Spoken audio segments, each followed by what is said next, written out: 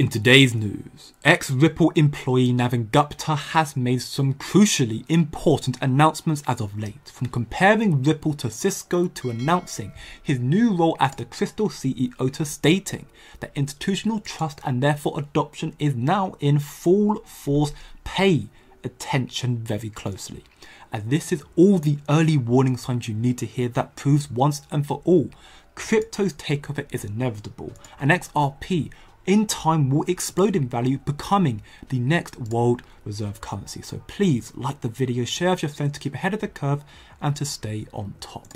So firstly, from XRP Drops here, ex-Rippler Navin Gupta predicts crypto boom. 3 components are essential. Firstly, Bitcoin ETF. Secondly, increased stablecoin adoption. And thirdly, Bitcoin ETFs to fortify institutional trust. This here we are already seeing in full effect, with institutions like BlackRock, the largest financial asset manager in the world, stacking up more and more on Bitcoin. As showcased from Chad here, BlackRock is still on a roll. IBIT is not stopping for anyone, with a total of 126,961 Bitcoin in less than a month in 29 trading days. This is worth over $6.6 billion, which is insane. But this is so much bigger than you could possibly imagine. Like Navin Gupta stated, Bitcoin ETFs to fortify institutional trust. Effectively meaning that Bitcoin ETFs opens up the gateway to allow crypto's adoption to flourish, to take new heights. And we can see evidence of this coming into fruition right now. Grayscale is preparing to launch an Ethereum ETF starting in May. An SEC decision regarding spot Ethereum ETFs are in May. We can see here from Chad once more, a US SEC approved spot Ethereum ETF is going to happen one way or the other. The SEC will be forced to approve it, and approve them all just like Bitcoin, because if the SEC denies in May, Grayscale will immediately sue, and the case will go the very same in court where they already won on the same issue. This here is further stated in this interview, with Grayscale CEO stating a spot Ethereum ETF is a matter of when, not a matter of if. An spot Ethereum ETF is a matter of when, not a matter of if. And you say that because, with such confidence? I say that with confidence because my team has been doing the tough work to move this industry forward, work constructively with regulators, focus on disclosure, investor protections, and that's been true for Bitcoin. Proud of the work we did with GBTC, and now. Do you think? Look, it took a lawsuit to get Gary Gensler to back down on this, right? I mean, and we just had Gary here recently, and you saw that interview. I'd love to get your reaction to it, but clearly, left to his own devices, this is not the outcome that he would have preferred. I think that's, at least in between the lines, that's what I think he has said. Well, he actually wrote a pretty strong dissenting letter around this, and really focused on the Grayscale lawsuit the day that the approvals for spot Bitcoin ETFs came out. And so, which then begs the question, on the Ethereum front, if that is to move forward in a meaningful way, does that require another suit? It's too early to say. It's too early to say. I think we have a similar dynamic in the market where the SEC has allowed for and approved Ethereum futures ETFs to come to market. The data suggests in a very similar way to Bitcoin that spot Bitcoin and Bitcoin futures have an inextricable tie. The markets have a 99.9% correlation. Same is true around Ethereum. And so we do have a very similar dynamic here. So again, like Navin Gupta, ex-Ripple employee stated, the Bitcoin ETFs open up a gateway for institutional trust and institutional adoption. Next, we will see Ethereum spot ETFs effectively.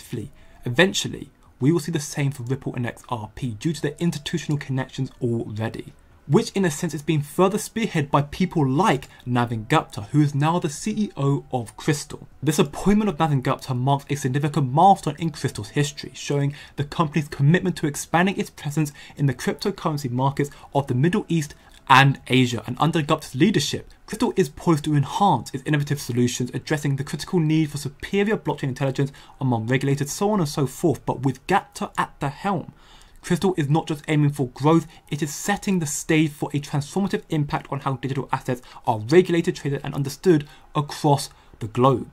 But once more, this showcases the strength of Ripple as a company, as despite Navin Gupta's departure, he still holds Ripple and XRP in very high regard. As showcased in this post here from XRP Daily, Navin Gupta made a comparison to Ripple to Cisco. Cisco is an American multinational digital communication tech super corporation. So this interview is a very big deal. Listen very, very closely. So let me take a very simple analogy because that's the way it's easier for everybody to understand. So think about Cisco. So Cisco is a tech company, right?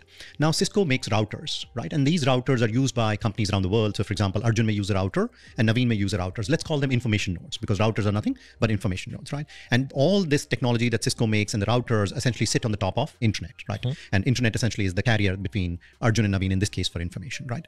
So if we think of Ripple, Ripple is the equivalent of Cisco in this case. So it's a tech company which essentially creates software, right? And then routers are nodes. So nodes in the case of RippleNet are banks, financial institutions who decide to participate in this money system, right? Okay. So you think of RippleNet as banks, as PSPs, people like MoneyGram, people like Azimo, people like many other institutions, Lulu, and many other PSPs or banks who decide to participate and become nodes, right? Okay. And XRP is one of the assets like Bitcoin, like Ethereum that rides on the top of it. It's a public chain, right? So it's not proprietary to Ripple. But what we do is when we send cross-border payments, right? So when institution A sends cross-border payments to institution B, like today we use US dollar. So to give you an example, when GBP moves into Philippines peso, GBP gets converted to US dollar. US dollar gets converted to Philippines peso. Exactly in this case, GBP gets converted to XRP into Philippines peso. But XRP is taken from the public chain, right? But you could do exactly the same thing with GBP into Ethereum, into Philippines peso, GBP into USDC, into Philippines peso. The reason XRP is used is because it's most suitable for payments, because it takes 2 to 3 seconds, it's extremely fast, and it's uniquely suited for a cross-border payment. The evidence is all out there, you just need to know where to look. The proof is right in front of your eyes. That we are currently in a pivotal moment in history with the rise of cryptocurrencies, and behind the scenes Ripple and XRP have been laying the foundation, doing the dirty work, and eventually the XRP holders will be able to reap the benefits. Eventually their technology will become a bridge with CBDCs worldwide. XRP cannot remain dirt cheap. Thanks for watching, please like, subscribe, speak, good day and good night.